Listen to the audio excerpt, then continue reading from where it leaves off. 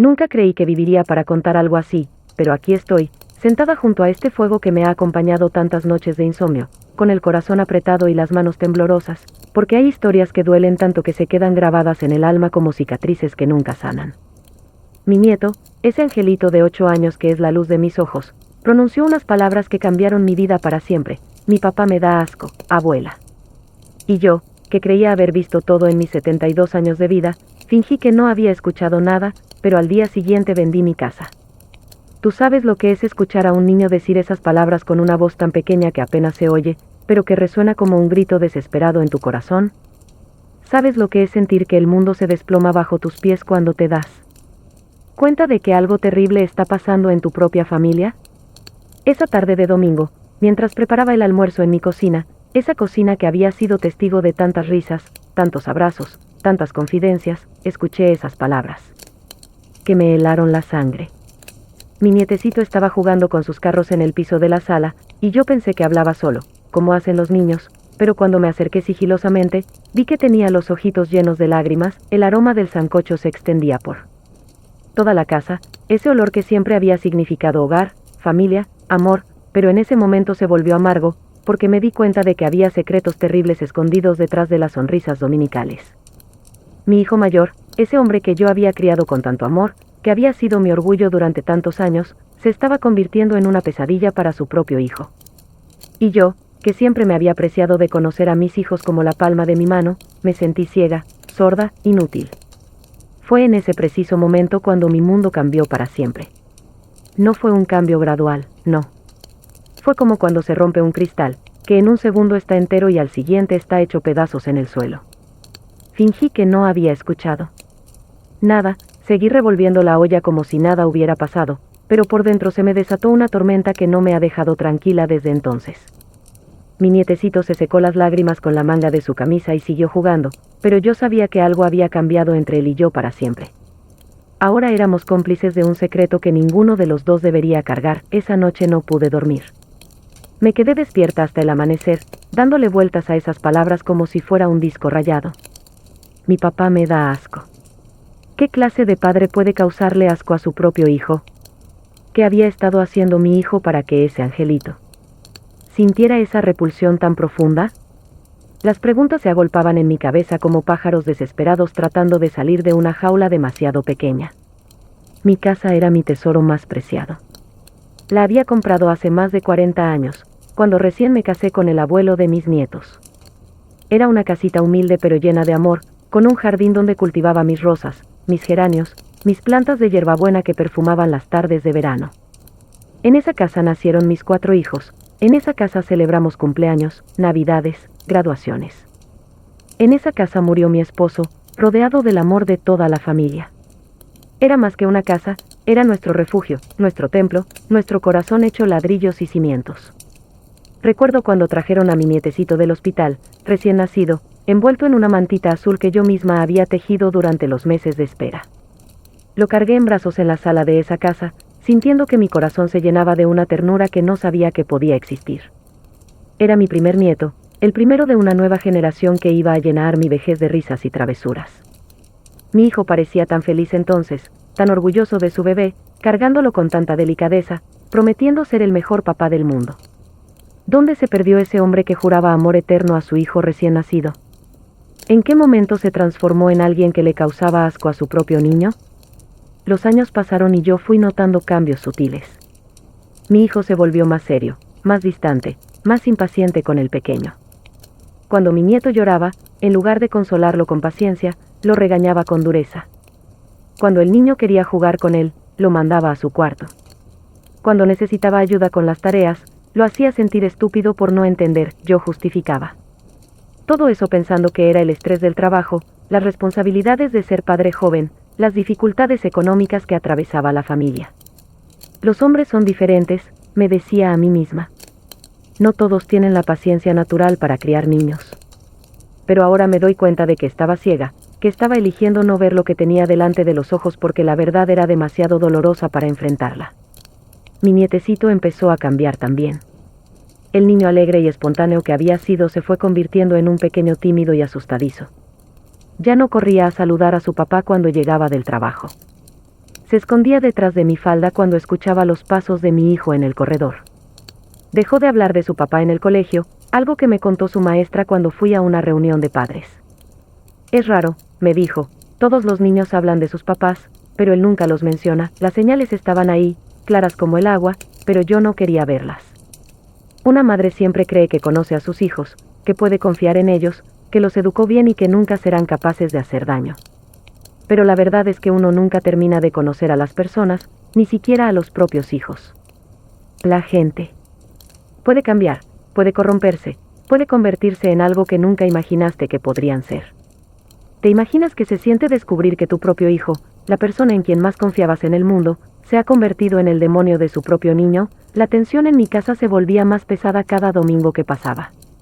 Mi nietecito llegaba cada vez más callado, más retraído, más triste.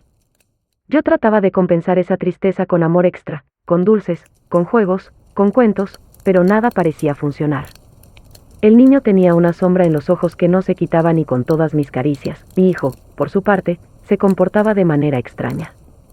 A veces llegaba demasiado cariñoso, demasiado atento, como si estuviera actuando para una audiencia invisible. Otras veces se mostraba agresivo, irritable, mirando a su hijo con una mezcla de fastidio y algo que no logré identificar hasta mucho después, culpa.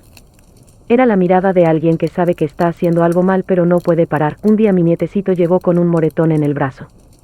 Cuando le pregunté qué había pasado, se puso nervioso y tartamudeó una excusa sobre haberse caído de la bicicleta. Pero yo he criado 4 hijos, conozco la diferencia entre un moretón de caída y un moretón de apretón.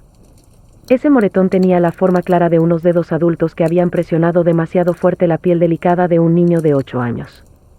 Esa noche llamé a mi hijo para preguntarle sobre el moretón. Se puso defensivo inmediatamente, me gritó que no me metiera en su forma de educar a su hijo, que él sabía lo que hacía, que yo era una entrometida que no entendía los retos de ser padre en estos tiempos. Colgó el teléfono sin dejarme responder, y yo me quedé con el auricular en la mano, sintiendo que algo terrible se estaba gestando en mi familia. Los domingos siguientes fueron peores. Mi nietecito llegaba cada vez más asustado, más pequeño, como si se estuviera encogiendo por dentro. Dejó de comer con ganas, dejó de jugar con energía, dejó de reírse de mis chistes. Era como si estuviera desapareciendo lentamente, como si alguien estuviera apagando su luz poco a poco. Si quieres escuchar más de mis historias, suscríbete. Y únete a nuestra familia, porque hay dolores que solo se pueden contar cuando se sabe que alguien está escuchando de verdad. Una tarde, mientras yo preparaba arepas en la cocina, escuché que mi nietecito lloraba en el baño. Eran sollozos ahogados, como si estuviera tratando de no hacer ruido. Me acerqué despacio y lo encontré sentado en el piso, abrazado a sus rodillas, temblando como una hoja en la tormenta. Cuando me vio, trató de secarse las lágrimas rápidamente, pero yo ya había visto todo lo que necesitaba ver. ¿Qué pasa, mi amor?, le pregunté con la voz más suave que pude. Él me miró con esos ojitos grandes y tristes, y por un momento pensé que me iba a contar todo. Pero después negó con la cabeza y murmuró que no pasaba nada, que solo se había pegado en el dedo con la puerta. Yo sabía que mentía, pero también sabía que forzarlo a hablar no era la solución. Los niños hablan cuando se sienten seguros, cuando confían en que van a ser protegidos, no castigados. Fue entonces cuando decidí quedarme más atenta, más presente, más dispuesta a escuchar. Los siguientes domingos no me moví de su lado ni un segundo. Lo seguía discretamente, observaba sus gestos, sus reacciones, sus silencios. Y fue así. Como escuché esas palabras terribles que cambiaron mi vida para siempre: mi papá me da asco, abuela. Las pronunció mientras jugaba con sus carros, pensando que estaba solo, como si fueran una oración que necesitaba decir para no explotar por dentro. Pero yo estaba ahí, escondida detrás de la puerta de la cocina, y las escuché claritas. Como campanadas que anunciaban una tragedia que ya no se podía evitar. En ese momento entendí que mi nieto no estaba solo hablando de antipatía o de conflictos normales entre padre e hijo. Un niño de 8 años no usa la palabra asco a la ligera. Esa palabra habla de algo sucio, algo repugnante, algo que viola los límites más sagrados de la inocencia. Mi corazón lo supo antes que mi mente, y se me llenó de una furia y un dolor que nunca había sentido en toda mi vida. Esa noche no pegué ojo. Me quedé despierta planeando, pensando, calculando. Porque cuando una abuela se da cuenta de que su nieto está en peligro real, no hay fuerza en el mundo que la detenga. Al amanecer ya había tomado la decisión más difícil de mi vida, iba a vender mi casa, mi tesoro más preciado, para salvar a mi nietecito del infierno en que se había convertido su hogar. ¿Sabes qué se siente tomar una decisión así? ¿Sabes lo que es elegir entre tu pasado y el futuro? ¿De alguien que amas más que a tu propia vida? Al día siguiente temprano llamé a la agente de bienes raíces. Quiero vender mi casa, le dije sin más preámbulos. Él se sorprendió porque conocía mi apego a esa propiedad, sabía que había rechazado ofertas muy buenas en el pasado. ¿Estás segura, doña María?, me preguntó. Nunca he estado más segura de algo en mi vida, le respondí. La noticia se extendió por la familia como pólvora. Mis otros hijos me llamaron histéricos, preguntándome si había perdido la razón, si estaba enferma, si alguien me estaba presionando. Mi hijo mayor, el papá de mi nietecito, llegó a mi casa hecho una furia, gritándome que qué estaba haciendo, que esa casa era el patrimonio familiar, que no tenía derecho a venderla. Sin consultarles. Esa casa es mía, le dije con una calma que me sorprendió a mí misma. Yo la compré, yo la pagué, yo la mantuve todos estos años. Y si quiero venderla, la vendo. Él siguió gritando, pero yo ya no lo escuchaba. Lo único que veía era la cara de terror de mi nietecito, pegado a mi falda, temblando cada vez que su papá alzaba la voz. La casa se vendió en una semana. Era una propiedad bien ubicada, bien mantenida, y el mercado estaba bueno. El dinero que recibí era más del que había soñado jamás tener. Pero no lo quería para mí. Cada peso de esa venta tenía un propósito muy claro, proteger a mi nieto. Con ese dinero contraté el mejor abogado de la ciudad, un especialista en casos de familia y protección de menores. Le conté todo lo que había observado, todo lo que había escuchado, todas mis sospechas. Él me explicó lo complicado que era demostrar este tipo de situaciones, pero también me aseguró que íbamos a luchar hasta el final. También contraté un psicólogo infantil, una mujer maravillosa que se especializaba en ayudar a niños que habían pasado por traumas. Los niños necesitan tiempo para confiar, me explicó. Pero cuando se sienten seguros, hablan. Y cuando hablan, se pueden sanar. Mi nietecito empezó a ir a terapia. Al principio era reacio, asustado, pero poco a poco fue abriendo su corazoncito. La psicóloga me iba contando, sin violar la confidencialidad del niño, qué estaba haciendo. Progresos, que estaba empezando a procesar cosas que había mantenido guardadas por miedo.